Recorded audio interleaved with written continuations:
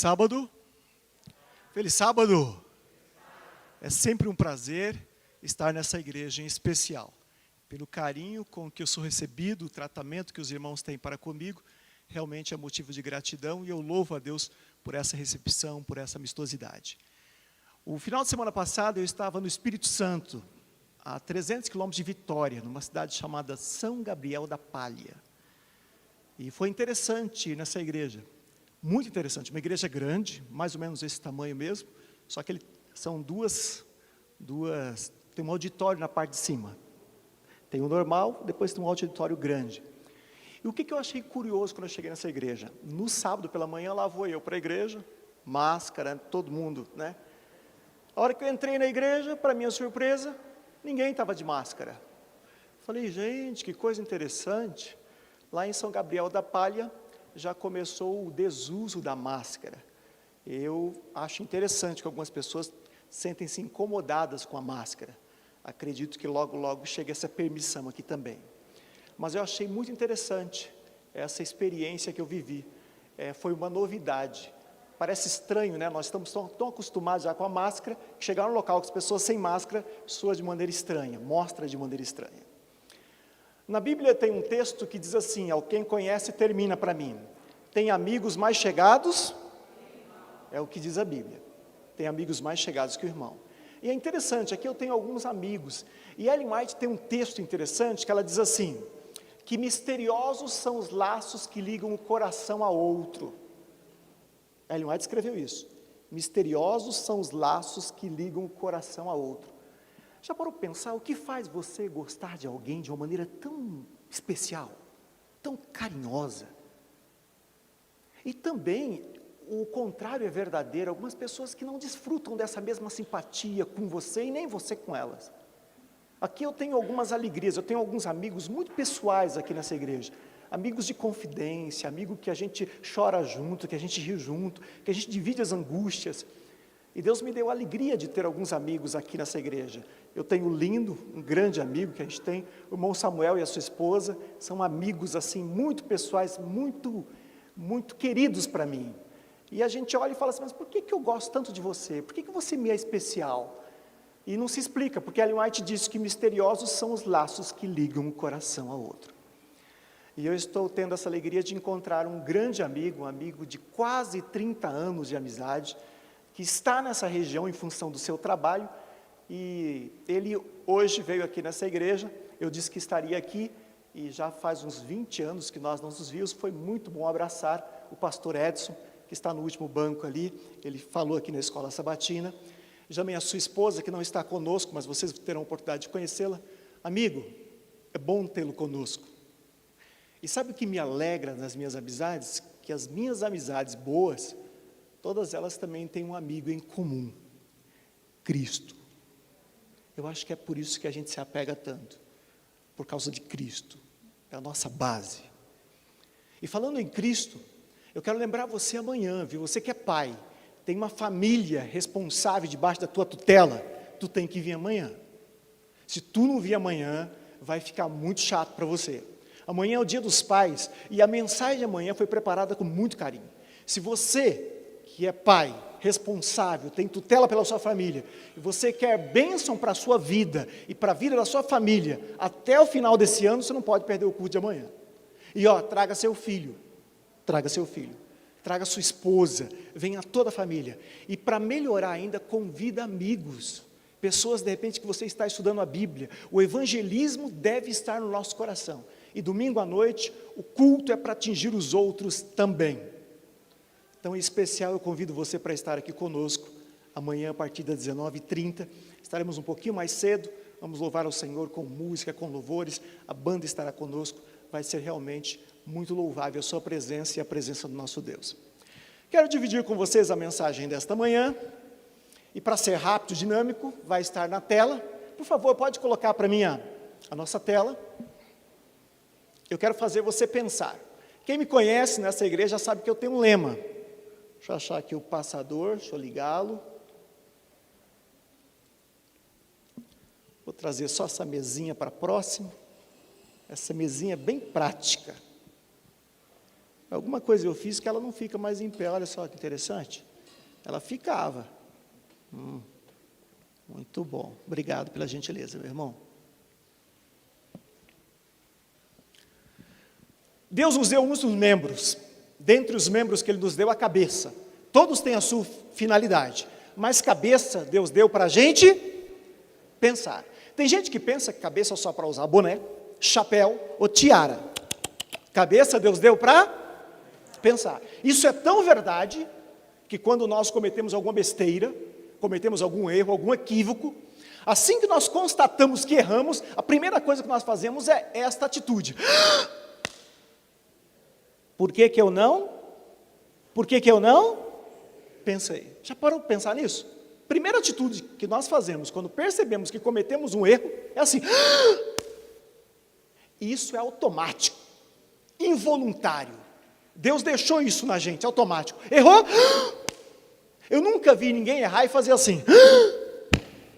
Nunca vi. Nunca vi ninguém errar e fazer. Nunca vi. A pessoa quando erra bate a mão onde? Onde? Na cabeça. Por quê?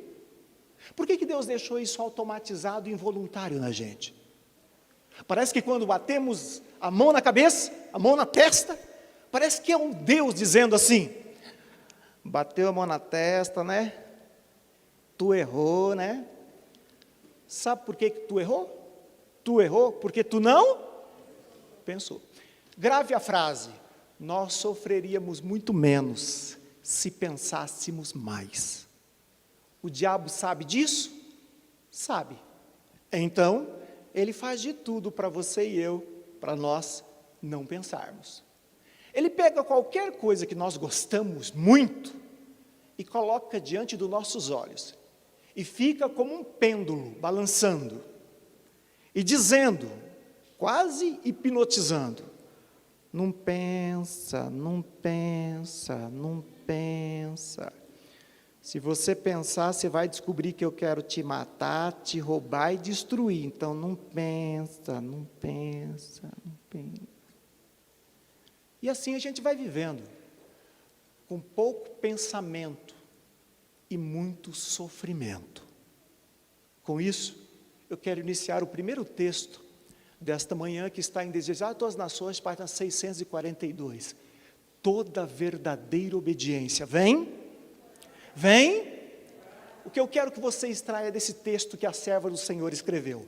Toda vez que você encontra na Bíblia ou no Espírito e Profecia essa frase, toda verdadeira, implica, subentende-se, que existe também uma falsa.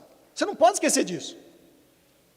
Toda verdadeira obediência vem no coração. Isso quer dizer que tem uma falsa obediência. E esta manhã eu quero te mostrar que de repente nós estamos caminhando pela falsa obediência. Porque a verdadeira obediência, ela tem uma fonte. Qual que é a fonte?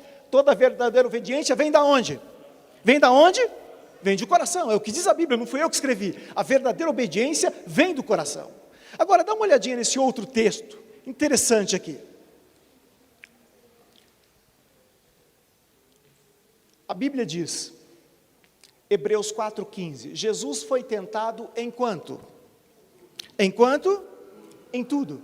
Antes ele foi tentado em todas as coisas, a nossa semelhança, mas sem pecado. Eu quero que você vá caminhando comigo no raciocínio. Toda a verdadeira obediência vem do coração. Mas agora nós vimos que Jesus foi tentado em tudo. E a Bíblia que diz isso, não sou eu que estou dizendo, quando a Bíblia diz, olha, ele foi tentado em todas as coisas, a nossa semelhança, mas sem pecado. Mas, amados irmãos, venhamos e convenhamos, né? Todo pecado, antes do pecado, tem que haver uma tentação. A tentação, ela permite a prática do pecado quando cedida. E isso é interessante. Aí eu fiquei pensando, Jesus foi tentado em quê? Em todas as coisas. Eu sou tentado, você é tentado, nós somos tentados. Mas o que nós imaginamos, o que nós acreditamos que é tentação? Qual que é o conceito que nós temos de tentação?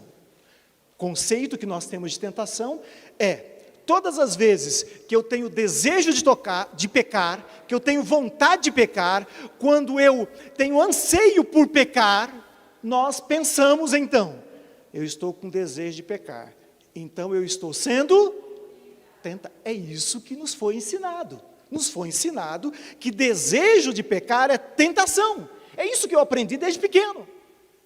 Então, mamãe ensinou para mim o seguinte: meu filho, não rouba.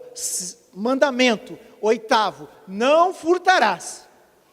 E amados irmãos, eu vou abrir meu coração para vocês, eu já tive alguns desejos de furtar, mas eu não furtei. E aí eu pensei, eu venci a tentação, estava sendo tentado, fiquei com vontade de pegar aquilo que não é meu, aquilo que é do próximo, mas eu resisti à tentação e não peguei, então eu venci a tentação. Bonito, esse é o pensamento que nos foi legado, que tentação é o desejo de pecar. Aí eu fiquei imaginando, que eu não sou bobo, cabeça Deus deu para pensar. Vamos pegar só o exemplo do roubo, depois a gente vai afunilando. Jesus foi tentado em quantas as coisas? Se eu penso que desejo de pecar é tentação, é no mínimo sensato que eu atribuo a Cristo a mesma situação. Você consegue imaginar Cristo na mesma situação? Que exemplo?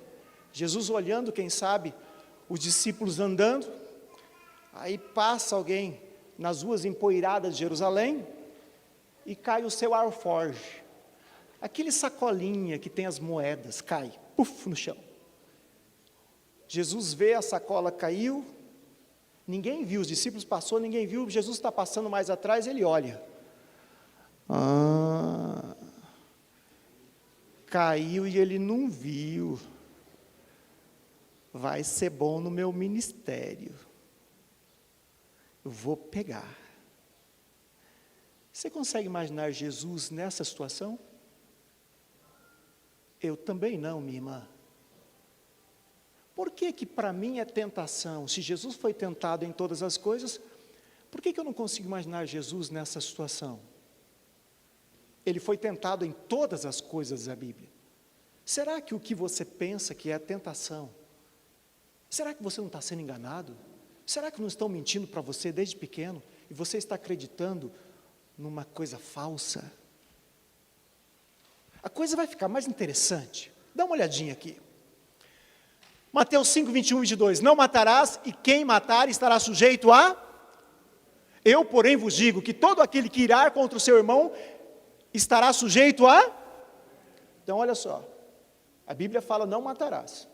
Então, você brigou com o seu patrão, você brigou com a sua patroa, você brigou com o chefe porque ele te passou a perna, o seu sócio te roubou, e você ficou com ódio. Oh, que raiva, viu? Se eu pudesse, eu matava aquele indivíduo. Oh, que ódio! Talvez você já tenha vivido esse tipo de experiência, sentimento desagradável, ira, ódio. Eu vou matar, mas você fala, não, eu sou cristão, eu estou sendo tentado a matar, mas eu vou resistir. Vou resistir, não vou matar, eu vou vencer a tentação do desejo de matar, mas que vontade de matar eu tenho, mas eu estou sendo tentado, eu não vou matar. Então nós imaginamos que esse desejo de matar o outro porque nos fez alguma coisa ruim, nós achamos que estamos sendo tentados ao transgredir o 6º mandamento de não matarás. Todavia, a Bíblia diz que não. A Bíblia diz que se você irar contra o seu irmão, já está sujeito a julgamento. Ou seja, a ira não constitui tentação. Segundo a Bíblia, e Jesus é que diz em Mateus 5, a ira já constitui pecado. Então, pera. Desejo de matar, então, eu pensava até agora que era tentação, agora é pecado? É pecado, é o que diz a Bíblia. Então, meu irmão, se você acha que é um vitorioso porque nunca matou ninguém, mas desculpa, você é pecador como um assassino. Porque a ira está no mesmo nível do assassinato, segundo a Bíblia, não sou eu que estou inventando. Mas você quer ver ficar mais interessante? Dá uma olhadinha nesse aqui, Mateus 5, 27 e 28. Não, está fraco, não, eu porém vos digo, qualquer que olhar para uma mulher com intenção impura, no coração já, e aqui isso nos chama muita atenção, nós homens principalmente, temos os nossos olhos para ver as coisas, E Deus criou muitas coisas belas. Dentre as coisas belas que Deus criou, tem a nossa parceira, a nossa esposa, ou as mulheres em geral. O problema é que às vezes nós temos desejo de ter intimidade sexual com uma mulher que não nos pertence. E aí nós estamos naquele desejo, né? Eu vou dar uma cantada, eu vou insinuar alguma coisa. O diabo está me tentando, mas eu vou ser forte, eu não vou fazer isso. Mas eu estou com desejo, mas não vou vencer a tentação.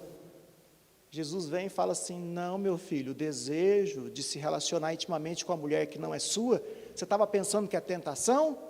Não é não. Se você olhar com intenção impura, no coração já adulterou. Ou seja, aquilo que eu pensava que era tentação, você começa a ver que desejo de pecar não é tentação. Desejo de pecar é pecado. Vou repetir, desejo de pecar não é tentação, desejo de pecar é pecado. Mas aí começa a ter um problema. Qual o problema? Antes do pecado tem que ter uma tentação. Se agora eu olhar para uma mulher com intenção impura no coração já é pecado, então qual foi a tentação que antecedeu a isto? Porque tem que ter uma tentação. Desejo não é tentação. Desejo está ficando claro, biblicamente, que é pecado. Dá uma olhadinha nesse outro texto. Mateus 5,29. Se o teu olho direito te faz tropeçar, arranca e lança fora de ti, pois te convém que se perca um dos teus membros, e seja todo o teu corpo lançado no inferno, e não seja todo o teu corpo lançado no inferno.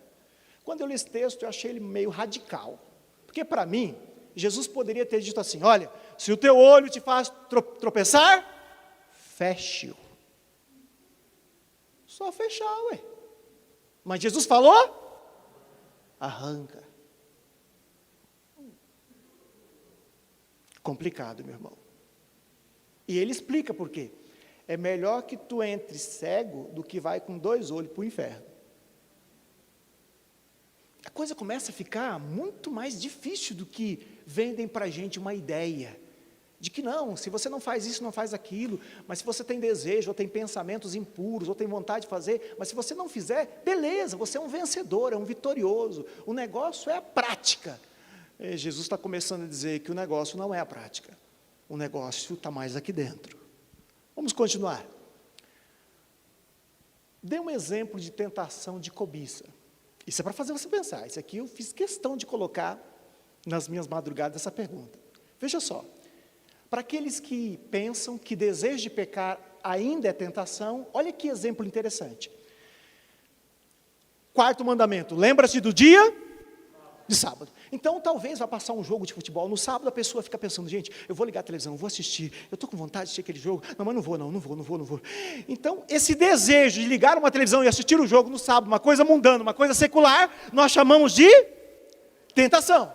Mas se eu não fizer, eu venci a tentação. Ótimo, esse exemplo é bom, O do adultério. Eu estou olhando para uma mulher, desejo ficar com ela, não é minha esposa, mas não vou resistir. E aí nós falamos que esse desejo é tentação. E se eu resistir, eu venci a tentação. E assim eu fui elencando mandamento por mandamento. Aí cheguei no último, a cobiça, porque o último mandamento é não. Dê um exemplo de tentação de cobiça. Vamos lá? A Bíblia diz: não cobiçarás a casa do teu. Você está andando, vê a casa do teu irmão, a casa bonita. Olha que casa, gente. Bem que podia ser minha. Pronto, já pecou. Cadê a tentação? Não tem. Pensa essa tarde, tenta achar uma tentação para cobiça. Você não acha. Porque na hora que você cobiça, já foi. Já acabou. Não cobiçarás a mulher do próximo. Olhou, cobiçou, já foi. Mas cadê a tentação? Não tem. O que nós aprendemos com isso? Zacarias 7,10, está escrito assim: nem tente cada um, aonde? Aonde? O quê? Olha só que texto interessante, ó. Não intente. Intentar não é prática. Intentar não quer dizer você ter que fazer alguma coisa. Intentar vem da onde? Do pensar e do coração. Então, a Bíblia fala assim, olha, não intente no seu coração um mal contra o seu próximo. Aí eu falei para Deus, Senhor, olha, não fazer eu consigo, beleza. Não é que é fácil, mas usando uma força extrema, eu consigo não adulterar, beleza. Eu consigo não roubar, beleza. Tranquilo. Mas, Senhor, quando o Senhor fala para eu não intentar, aí fica difícil, Senhor. Porque a hora que eu vejo, eu já estou intentando. Como que eu consigo não intentar? É complicado, né, irmãos? Mas dá uma olhadinha nesse outro texto, Atos 8, 22. Havia um mágico, e esse mágico viu Pedro, Paulo e Silas orando e o Espírito Santo descendo sobre as pessoas. E ele era mágico. E ele pensou, gente, que poder legal, olha só, as pessoas ficam cheias de um negócio diferente, eu também quero esse poder de pôr as mãos e poder invocar e pedir o Espírito Santo sobre a pessoa. Ele chegou para Pedro e falou, Pedrão, é o seguinte, quanto que é para você dividir comigo essa informação de como que eu imponho a mão e desce esse Espírito Santo aí? Quanto que é? Fala aí que eu vou pagar, tenho que pagar à vista agora, aqui, à vista. Aí Pedro falou assim para ele, ó, o teu dinheiro seja contigo para a perdição. Falou desse jeito. E continuou dizendo assim, arrepende-te, pois, da tua maldade, e roga ao Senhor, talvez te seja perdoado o intento do teu coração. Ó, o curioso, Pedro nem garantiu. Ele falou, talvez, não garante, te seja perdoado o intento. Se fosse eu, no lugar do mágico, eu ia falar assim, mas eu não fiz nada. Não, tu não fez, mas intentou. Intentou requer arrependimento para ser perdoado. Mas quando eu entendi isso, eu falei, Senhor, pera, deixa eu ver se eu entendi. Então, todas as vezes que eu desejo, cobiço a mulher do próximo, eu já estou em pecado? Já. E você tem que dobrar o joelhinho e pedir perdão por ter cobiçado a mulher do próximo. E Senhor, quando eu tenho vontade de roubar, já é pecado? Já roubou. Só intentou no coração, já foi. Tem que dobrar o joelhinho e pedir perdão pelo pensamento de furtar o que não é seu. Ficou complicado, irmãos. O que eu começo a perceber? Que me parece, que Deus quer uma obediência verdadeira. E essa obediência verdadeira vem da onde? Do coração. Mas como? Com esse coração que eu tenho? Não sei se você divide o mesmo coração que eu tenho, mas se a gente olhar para o nosso coração, o próprio Jesus disse que dele vem todas as coisas ruins. Jesus mesmo disse isso. E a gente começa a pensar de uma maneira inteligente. Parece que a gente precisa de um novo coração. De um coração que não intenta o mal. De um coração que não cobiça o que não lhe pertence. De um coração que não deseje o mal. Para onde o Senhor olha? 1 Samuel 16, 7. O homem vê o quê? Porém, o Senhor vê o quê? Coração. Então, eu e você, nós vemos o exterior. Mas Deus está olhando para onde? Para onde? Por exemplo, algumas pessoas me têm como muito querido nessa igreja. Eu louvo a Deus por você e te agradeço por essa gentileza que você nos presta. Você está me vendo aqui de terno, gravata, e pensando, poxa, Josias, louva o Senhor lindamente. Alguns estão pensando assim. Olha, ele está pregando a palavra, já pregou aqui algumas vezes, nós conhecemos ele, parece que é um menino de Deus. E talvez você me atribua alto valor moral, pelo que você vê.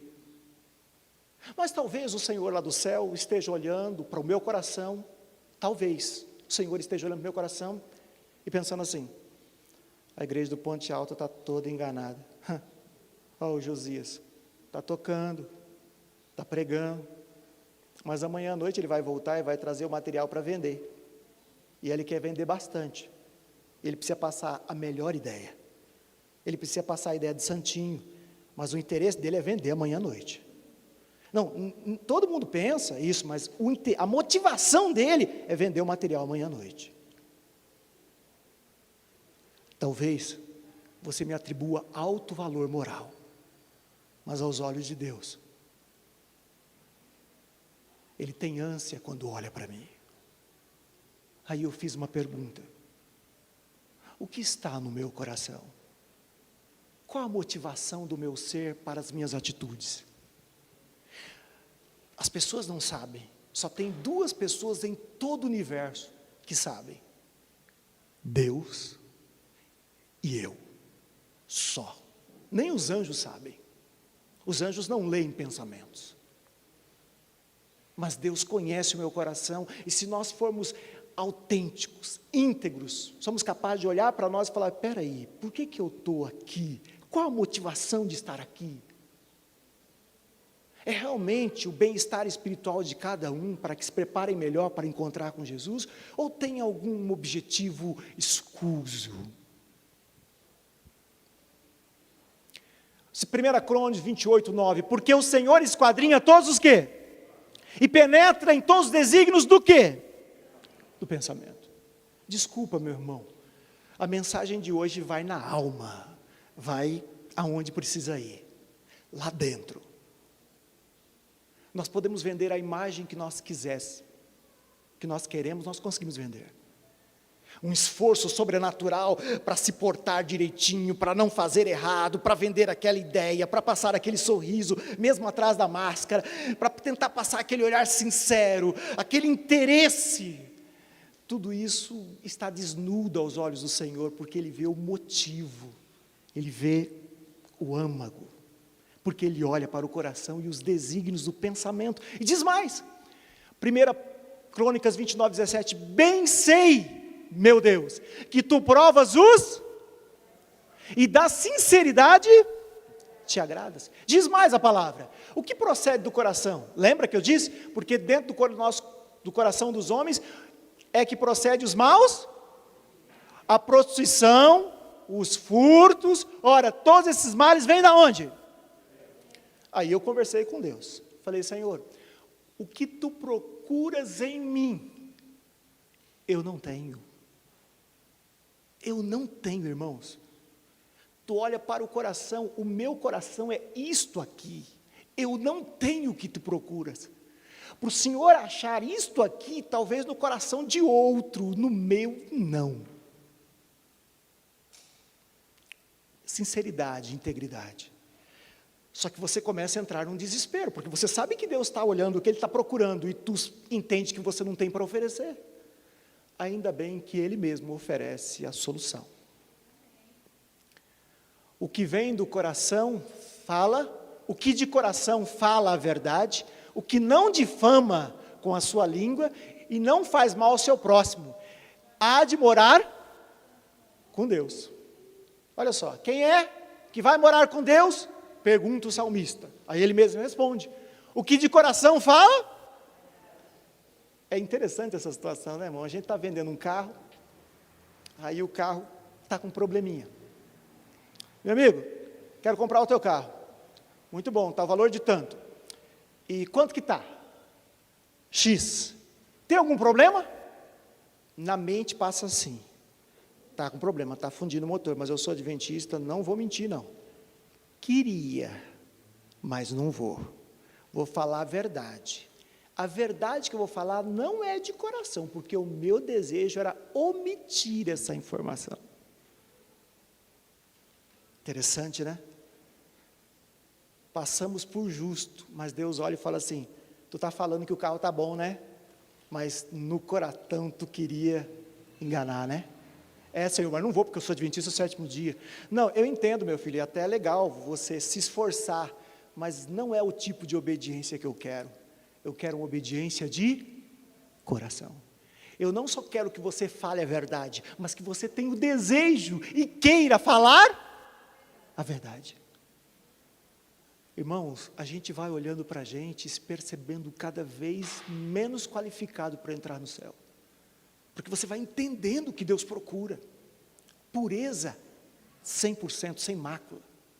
integridade 100%, santidade 100%. Ele procura algo que nós não temos para oferecer. Ainda bem que veio Cristo. Se desejar pecar já é pecado, então, o que seria tentação? Por pouco você havia se esquecido dessa pergunta inicial, né? O que é tentação? Nós precisamos qualificar e conceituar o que é tentação, irmãos, para que nós possamos sair daqui esta manhã dizendo, eu entendi o que é tentação.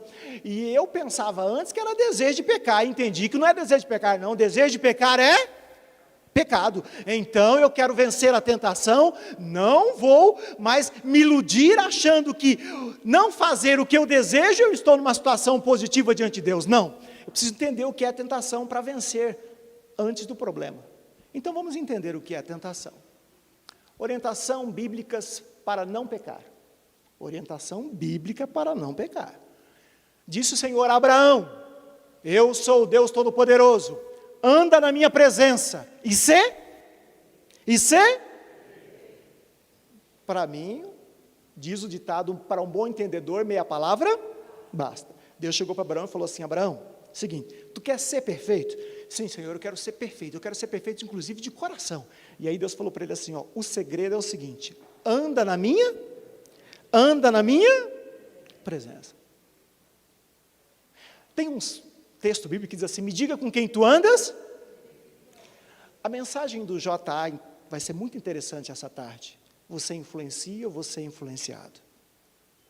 Nós temos que pensar, irmãos, que quando nós andamos com as pessoas, ela exerce uma influência sobre as nossas vidas e vice-versa. Isso vai nos moldando. Deus sabe disso, sabe. Aí ele falou assim, tu quer ser perfeito? Só tem um que é perfeito, é eu. Ele falando, o próprio Deus, eu sou perfeito. Então, anda na minha, porque se você andar comigo, você vai começar a pensar como eu penso, a falar como eu falo e a sentir o que eu sinto. Anda na minha presença. Ah, Senhor, então tem que andar com o Senhor? Sim, tem que andar comigo. Josias, se você quiser que essa obediência seja sincera e de coração, que eu designo como verdadeira, você tem que andar comigo. Tem que andar com o Senhor? Tem. Senhor, e como é que eu ando com o Senhor? Caminho para Cristo, página 61. Vamos lá? É constante empenho de quem? Está fraco. É constante empenho de quem? Conservar a atenção desviada de quem? Com os prazeres do mundo, com os cuidados da vida, perplexidades e pesares da vida, as faltas alheias ou as nossas próprias faltas e imperfeições. Por todas essas coisas, ele só tem um objetivo: nos afastar de Cristo. O que é tentação? Olha que coisa interessante, irmão. É constante empenho de Satanás. Ele se empenha. É uma coisa decidida dele. Há empenho nisso. Afastar você do Salvador. Aí como é que ele faz isso? Com os prazeres, com os cuidados, com as perplexidades, com as faltas alheias e até as nossas próprias faltas. Com essas coisas, ele só tem um objetivo: nos separar de Cristo, separar de Cristo, separar. Porque Cristo falou, anda na minha presença e ser perfeito. Satanás sabe, fala assim, olha, se o Josias andar com Cristo, ele vai ser perfeito. Então tem que fazer de tudo para separar essa ligação entre ele e Deus. Então se eu conseguir quebrar essa ligação, ele não vai ser perfeito. E no céu ele não vai entrar, porque lá no céu só entra aquele que de coração fala a verdade.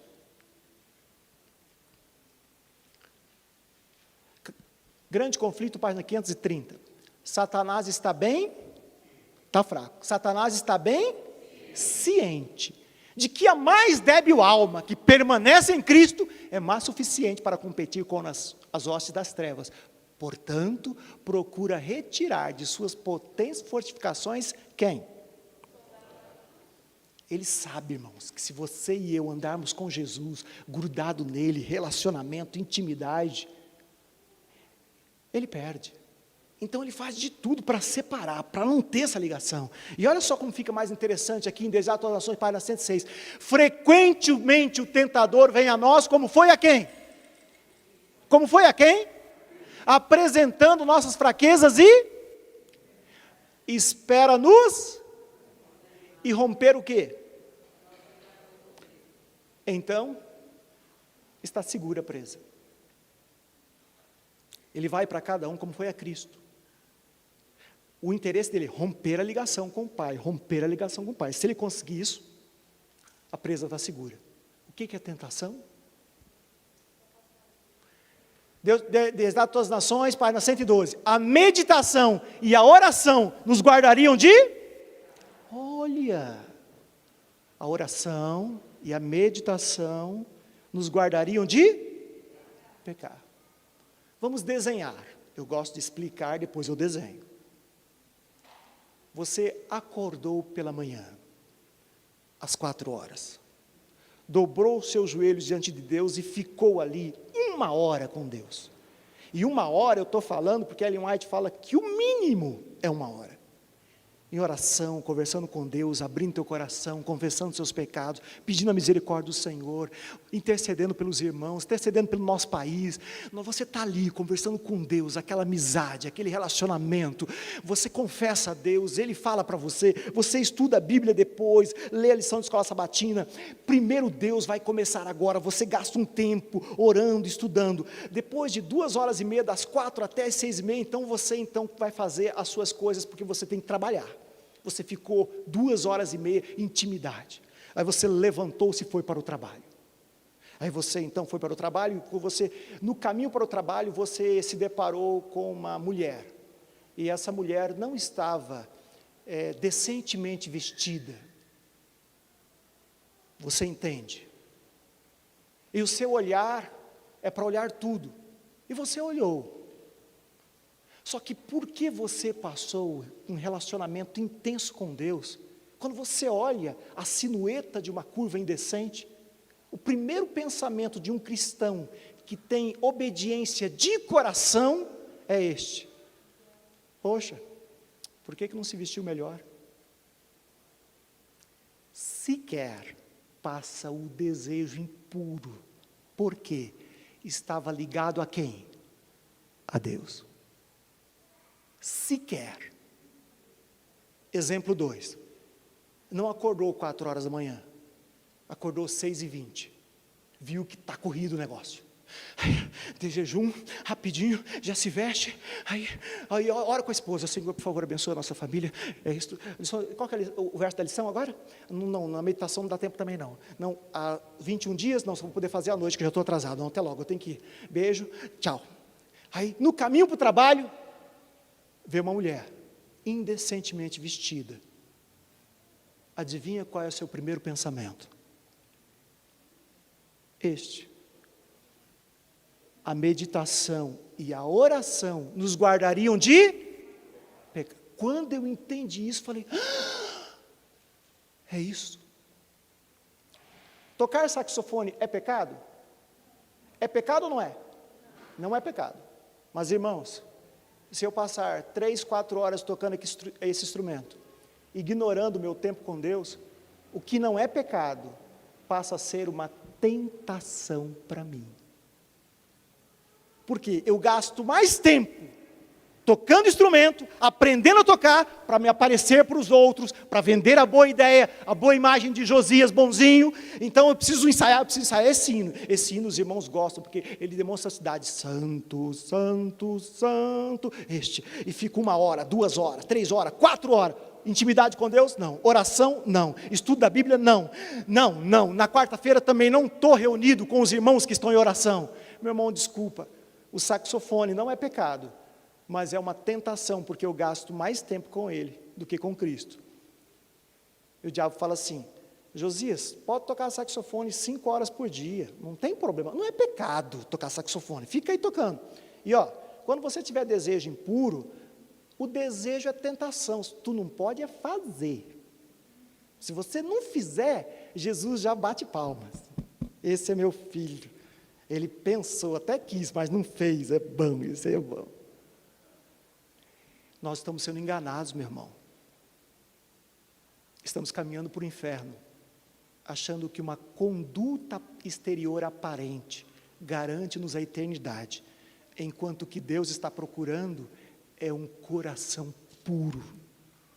Um coração puro. Se você quer ter um coração puro, meditação e oração guardaria de pecar. Dá uma olhadinha nesse texto aqui. Grande conflito, página 524. Olha só, esse texto aqui só não entende quem não quer. Eu estou desenhando agora, tá? Para a gente caminhar para o final. Satanás está fraco. Satanás bem sabe. Ou seja, ele é sabedor, tá? Ele não tem dúvida. Satanás bem sabe que todos quanto ele conseguir levar a negligenciar o quê? O que mais? Vírgula. Serão vencidos por seus ataques. Portanto, inventa todo o artifício possível para Satanás bem sabe, meu irmão, se tu não ora, se tu não estuda a Bíblia, vai ser vencido pelos ataques dele. Então, ele não fica te tentando a fazer coisa errada, ele fica te tentando a não estudar a Bíblia, a negligenciar a oração, a não ter relacionamento. O que é que tem sido tentação na sua vida? É o trabalho excessivo? É o trabalho excessivo. Trabalha das 7 até meio-dia, depois pega das 2 até as 6. Não tem tempo para orar, não tem tempo para estudar a Bíblia, não tem tempo para gastar com Deus.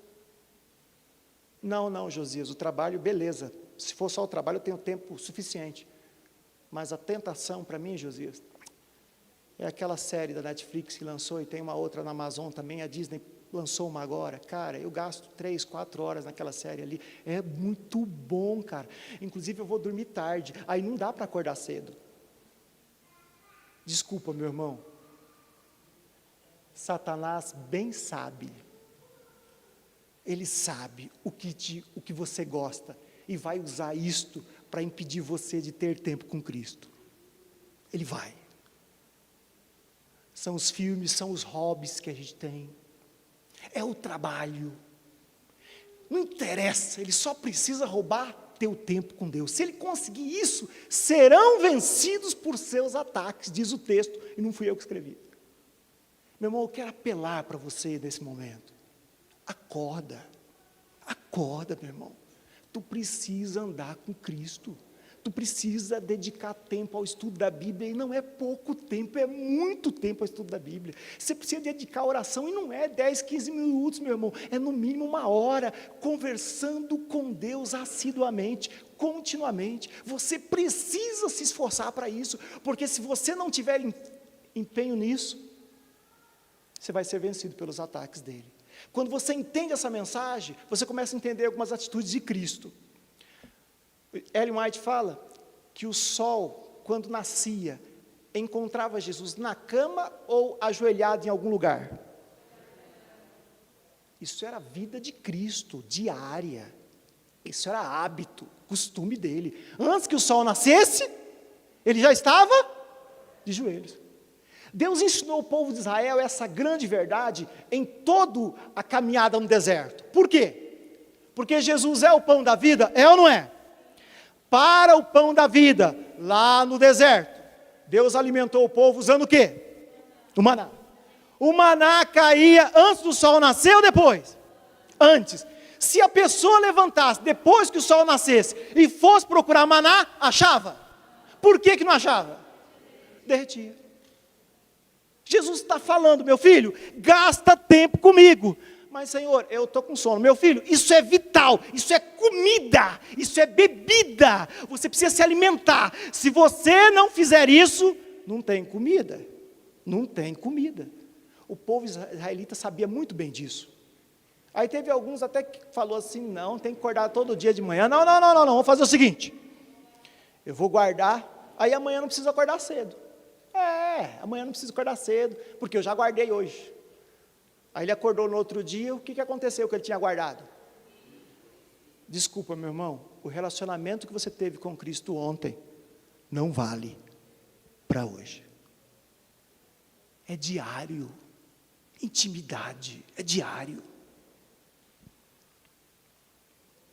Quais são as coisas atuais que me afastam de Cristo? Das coisas de Deus. Salmo 101, verso 7.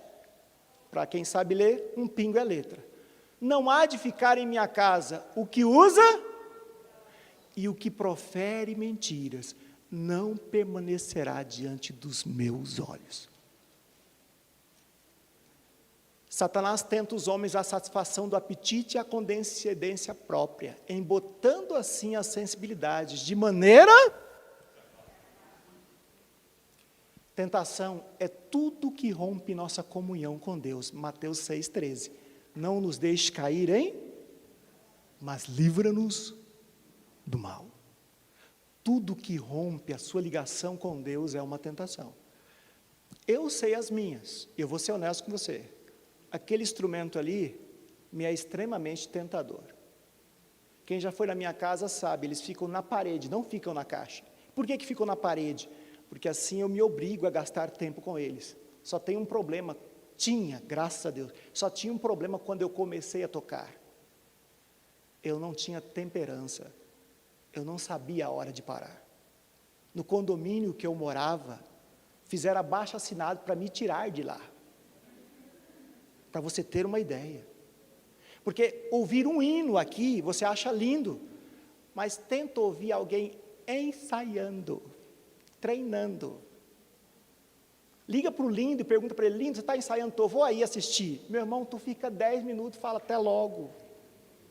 O som sai ruim no início, não fica legal, e é a mesma música 10 vezes, 50 vezes, 100 vezes, para ficar mais ou menos para louvar ao Senhor. E irmãos, é uma tentação para mim, e eu tive que falar: Senhor, eu preciso gastar mais tempo de comunhão com o Senhor do que tocando sax. Eu acho que Jesus, no dia que eu decidi isso, ele falou: Josias, você quer gastar mais tempo comigo do que com o instrumento? Senhor, eu entendi que eu preciso. Entenda isso para a sua vida, irmão. Se você quer ter coração puro, você precisa entender isso. E Deus nos responde: vigiar, para quê? Mais fácil do que isso, impossível de entender. Vigia e ora, que se tu vigia e ora, não entra em tentação, não tem como entrar, é impossível. Vigia e ora.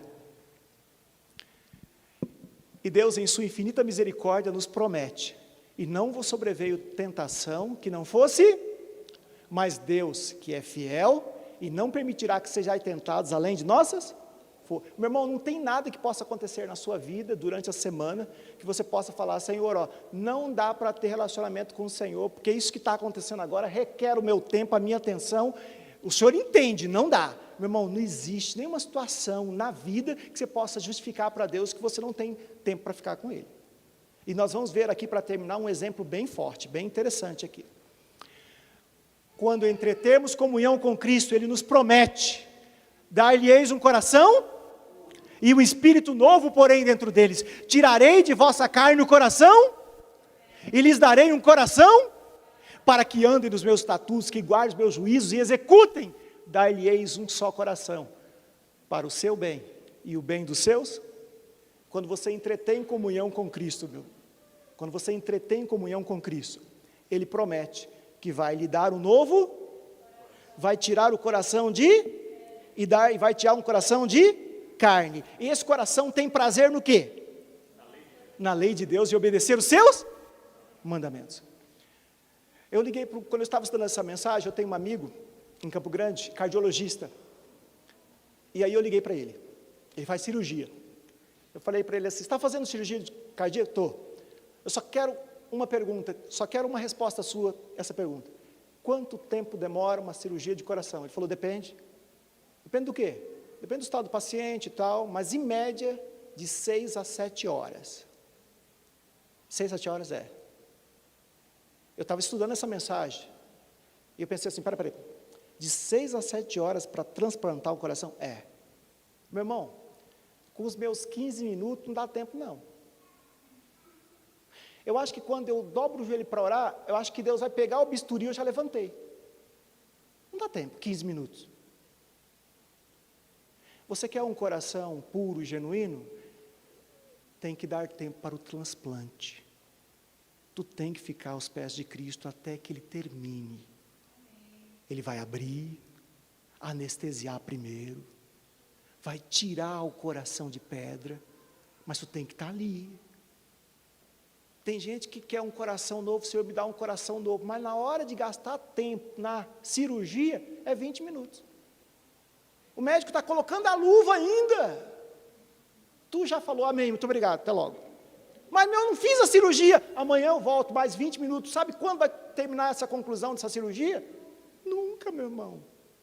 O nosso tempo com Deus tem que ser ascendente, gradativo, aumentando cada vez mais. E aqui eu quero terminar. Daniel capítulo 6, 1 a 10. Lembra? Daniel na cova dos leões? Lembra dessa história? Veja que história interessante, muito interessante. Enganaram o rei Dário. E o rei Dário falou assim, é o seguinte, todo mundo em 30 dias não pode orar, nem pedir para ninguém, a não ser para mim, só tem que pedir só para mim. Não é para orar, para Deus nenhum, só para mim. E aí botaram o decreto, você consegue imaginar a cena? Colocaram o decreto no poste, no outro poste, colocaram no museu o decreto lá, não pode, proibido orar por 30 dias, proibido orar por 30 dias, proibido orar por 30 dias. Aí o bendito do Daniel, estava na rua, ele encontrou lá o decreto, ele parou para ler. Informa o decreto nessa data, que a partir dessa data, ninguém pode orar a nenhum Deus, ou fazer qualquer pedido, senão para o rei Dário. Aquele que fizer algum pedido ou for encontrado em oração, será condenado será jogado na cova dos... Meu irmão, vamos ser honestos, se fosse eu, não é para orar nunca, só não é para orar durante quanto tempo? 30 dias. Senhor, é a minha vida, então durante 30 dias, férias, 30 dias, férias. A gente não vai conversar, é a minha vida, Senhor, minha vida, tá? O Senhor entende, é a minha vida. Cova leão com fome, come a gente, então, tá? 30 dias só. Depois dos 30 dias, a gente volta a conversar, orar, estudar a Bíblia. A atitude de Daniel, você tem que convir comigo, é de louco, é de doido. Porque, meu irmão, quem que colocaria a vida em risco por orar? Eu estou falando por mim. Agora, o que você percebe? Você percebe que Daniel conhecia essa mensagem que você acabou de ouvir. Você consegue imaginar a cena? Daniel pensando, porque cabeça Deus deu para... Daniel acabou de ler o decreto e falou assim, isso aí é uma cilada para me pegar. Porque estão atrás de mim, procurando ver se eu sou corrupto, se eu sou adúltero, para me acusar na frente do rei, para eu ser tirado fora de ser presidente aqui desse império dos medos e persas. Agora inventaram esse negócio de 30 dias para não orar. Deixa eu pensar um pouquinho, peraí. Se eu orar, eu vou para a cova dos... E aí, os meus inimigos que querem a minha cabeça, vão ficar felizes da vida, porque eu orei e fui para a cova dos leões, e saiu a pedra do sapato deles, que eu sou uma pedra no sapato deles. Eles conseguiram me eliminar. Então, orar é problema. Mas espera aí. E se eu não orar? Aí ele pensou assim, a meditação e a oração nos guardariam de pecar. Aí Daniel pensa, se eu não orar, logo, logo, eu vou estar cometendo pecados. É tudo que eles querem, achar um erro, uma falha em mim. Então, peraí, eu estou num beco, se eu orar, cova os leões. Se eu não orar, é só uma questão de tempo. Logo, logo eles vão me pegar, roubando, furtando, desviando as moedas de ouro. Que cilada bem feita, hein? E você sabe o final da história. Ele insistiu em continuar orando, porque ele chegou naquela máxima, prefiro morrer do que pecar. Por isso ele continuou orando. Meu irmão, tem algum leão atrás de você se você não orar? Pois é, meu irmão. Na minha vida também não tem nenhum leão atrás de mim se eu não orar. Mas a Bíblia fala que tem um leão ao nosso, procurando a quem possa tragar. E sabe quem que esse leão costuma pegar? Os que não oram. Os que não têm intimidade com Deus. Os que não têm relacionamento com Deus. Meu apelo, meu irmão, saia por aquela porta, daqui um pouquinho mais, tomando uma decisão na sua vida. A partir de hoje, eu vou estudar mais a Bíblia, vou ter mais relacionamento com Cristo, vou tentar chegar ao mínimo de 1 hora de estudo da Bíblia, oração, comunhão íntima e pessoal, eu e Deus, eu preciso disso. Se você se esforçar para ter esse relacionamento, meu irmão, é só uma questão de tempo. O Senhor vai transformando o seu coração. Seus pensamentos deixarão de ser impuros. Seus desejos deixarão de ser cobiçosos. É um processo gradativo? É lento? Mas ele vai efetuando em nossa vida a transformação da qual nós precisamos. Eu toco o último hino. E quero deixar você pensando nessa proposta que eu faço para você. Gaste mais tempo com Deus. Se você está 30 anos na igreja e fala, mas gente, eu não consigo vencer o pecado, eu estou nessa luta, eu não consigo vencer, eu já tentei, me esforço, mas eu caio. Experimenta Cristo, tempo com Ele, intimidade com Ele, relacionamento com Ele. Tenta ficar com Jesus. Guarde o seu coração aos pés de Jesus. É só uma questão de tempo, meu irmão. Aquilo que você tinha prazer e que Ele abominava, vai começar a ser igual na sua vida, você também vai abominar. Aquilo que você não gostava de, por exemplo, vir no culto de quarta-feira, você vai ansiar o culto de quarta-feira para encontrar os irmãos, para orar aqui e clamar o derramar do Espírito Santo. É uma obra que Deus está disposto a efetuar na minha vida e na sua, se nós gastarmos mais tempo em intimidade com Ele.